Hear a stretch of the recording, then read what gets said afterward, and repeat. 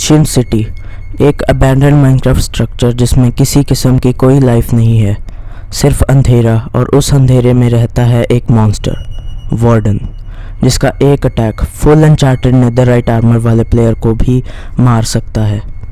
आखिर क्या सीक्रेट्स छुपे हैं एंशिएंट सिटी में, और क्या है वार्डन का सबसे बड़ा राज? जानने से पहले वीडियो को लाइक और शेयर कर दो, चैनल को सब्सक्राइब कर दो और अपना फेवरेट माइनक्राफ्ट मॉब कमेंट में लिखो। अब बढ़ते हैं एंशिएंट सिटी का सीक्रेट अनकवर करने के लिए। तो गाइस, मैं आज वार्डन और एंशिएंट सिटी की मिस्ट्री को तुम लोगों के लिए सॉल्व करने की कोशिश करूँगा। पहले वार्डन की बेसिक चीज़ों की तरफ ध्यान देते हैं। वार्डन माइनक्राफ्ट का सबसे स्ट्रॉन्ग हॉस्टाइल मॉब है। इसकी हेल्थ 500 होती है। Just for clarity, Ender Dragon की हेल्थ अराउंड 200 हार्ट होती है और विदर की 350 हार्ट्स।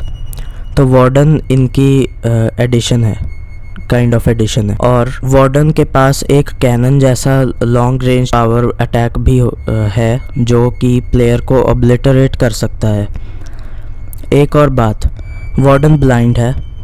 वो बस प्लेयर्स और बाकी मॉब्स को ढूंढने के लिए अपने दूसरे सेंसेस को यूज़ करता है, जैसे कि स्मेल, हेयरिंग और फीलिंग। हाँ, जिनको नहीं पता था, वार्डन प्लेयर्स को स्मेल करके भी ढूंढ सकता है। लेकिन एक अनसेटलिंग सी चीज़ जो प्लेयर्स को डराकर और सस्पेंस में रखती है, वो है वार्डन के अंदर की आत्माएं।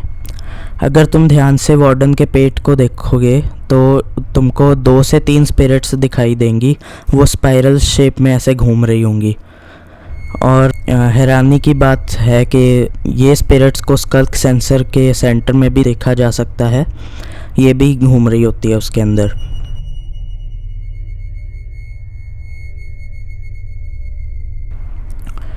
अब ये स्कल्क सेंसर्स साउंड को सेंस करके स्कल्क श्रीकर तक पहुंचाते हैं। स्कल्क श्रीकर इस आवाज़ की वाइब्रेशंस वार्डन तक पहुंचाता है और 4 बार वाइब्रेशन सेंड करने के बाद वार्डन ज़मीन से बाहर आने लगता है और आवाज़ के सोर्स को ढूंढता है। लेकिन अभी सवाल ये उठता है कि वार्डन ज़मीन से तो बाहर आता है, लेकिन जब वो ज़मीन के नीचे होता है तो एग्जैक्टली कहाँ से आता है वो? इसकी 2 पॉसिबिलिटीज़ है। एक, वार्डन केव्स के ऐसे कोने में छुपता है जहां नज़र नहीं जाती, जो कि थोड़ा लगता है कि ऐसा तो हो नहीं सकता क्योंकि हर जगह ही नज़र चले जाती है। और दूसरा, वार्डन किसी नियर बाय स्ट्रक्चर में रहता है। ये तो बस कंस्पिरेसी थ्योरीज है। असली में वो कहाँ होता है बताना मुश्किल है। तो अब बात करते हैं उन स्पिरिट्स की जो वार्डन के पेट और स्कल्क सेंसर के सेंटर में होती है। वो स्पिरिट्स किसकी है? दरअसल वो स्पिरिट्स उन मॉब्स की है जिनको वार्डन ने मारा है। वो वार्डन के अंदर कैप्चर हो गई है। This is almost the same as गास्ट्स।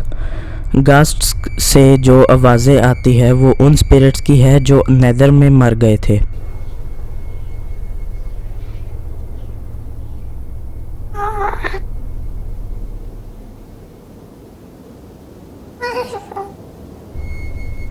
जो मॉब्स ओवरवर्ल्ड से नेदर में आए और वहाँ ट्रैप हो गए, उनको या तो मॉब्स ने मार दिया या फिर वो पानी और खाने की कमी की वजह से मर गए। फिर उनकी स्पिरिट्स गास्ट बन गई। वो स्पिरिट्स अब रोती है क्योंकि वो उनकी दुनिया में वापस नहीं जा पाए। तभी आपको अचीवमेंट मिलती है अगर आप गास्ट ओवरवर्ल्ड में लेके आओ।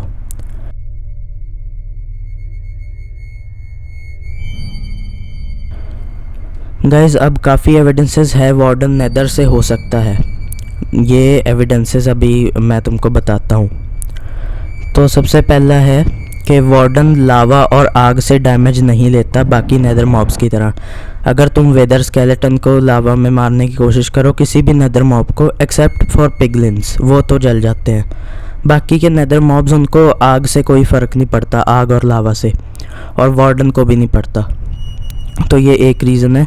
और दूसरा, वार्डन और वॉर्ब्ड फॉरेस्ट जो कि नेदर अपडेट में ऐड हुआ था, दोनों का टेक्सचर ऑलमोस्ट सेम है।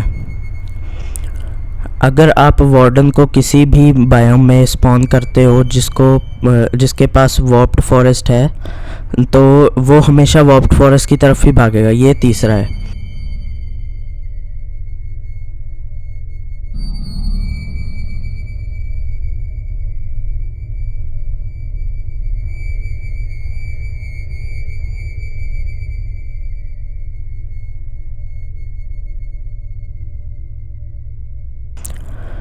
और चौथा, अगर आपके पास सोल स्पीड एन्चांटमेंट है और आप सोल सैंड के ऊपर भागोगे, तो सोल सैंड के अंदर से स्पिरिट्स निकलती हुई दिखेगी आपको।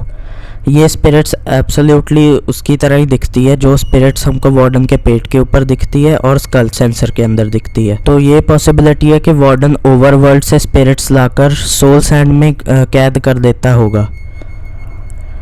एंशिएंट सिटी में आपको चेस्ट में amethyst shards, music disc fragments, enchanted books, horse armour, tools और वेपन्स वगैरह मिलेंगे। अब इसके अंदर म्यूज़िक डिस्क्स क्यों है मुझे नहीं पता, क्योंकि यहाँ आपको आवाज़ तो अवॉइड करनी चाहिए, तो म्यूज़िक डिस्क्स का क्या मतलब।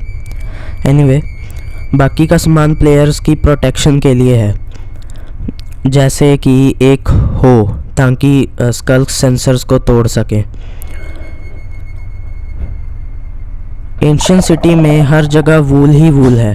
ये वूल साउंड जनरेट नहीं करती, तो वार्डन से वूल यूज़ करके बचा जा सकता है।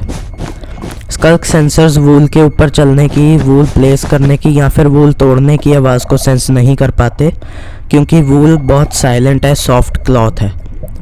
फिर आती है सिटी के सेंटर वाली बड़ी सी पोर्टल।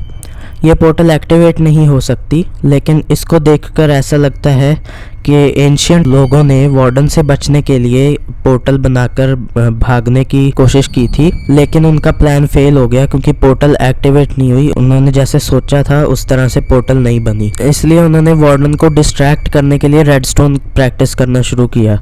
पोर्टल के बिल्कुल नीचे 4 से 5 कमरे हैं जहाँ रेडस्टोन मशीन्स की प्रैक्टिस होती थी। वहाँ हर रेडस्टोन कॉन्ट्रैप्शन का थोड़ा सा पार्ट मौजूद है। वार्डन को डिस्ट्रैक्ट करना बहुत इजी है, बस एक रेडस्टोन कॉन्ट्रैप्शन बना दो जो आवाज़ करती है, जिससे bell, door, trap door use करके बनाया जा सकता है। वार्डन का ध्यान उस पर ही होगा। थोड़ा इजी लेकिन चैलेंजिंग तरीका भी है, अपने साथ थ्रोएबल्स लेके आओ, जैसे कि स्नोबॉल्स और अंडे, एग्स। इनको जहाँ फेंकोगे वो आवाज़ क्रिएट करेंगे और वार्डन उनकी तरफ ही जाके इन्वेस्टिगेट करने लग जाएगा, क्योंकि उसको आवाज़ वहाँ से आई थी। और फिर आप अपोजिट डायरेक्शन में जा सकते हो, या फिर आप बो एंड एरो भी लेके आ सकते हो। एरो को फायर करो एक डायरेक्शन में, जहाँ पे एरो गिरेगा वहाँ से आवाज़ आएगी और वार्डन उसकी तरफ चले जाएगा।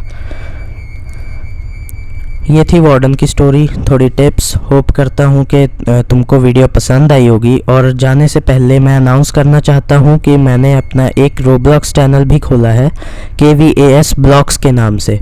डिस्क्रिप्शन में लिंक है, वहाँ से तुम चैनल पे जा सकते हो। प्लीज़ उस चैनल को भी सब्सक्राइब कर देना, और मैं तुमको मिलूँगा नेक्स्ट वीडियो में। तब तक के लिए बाय।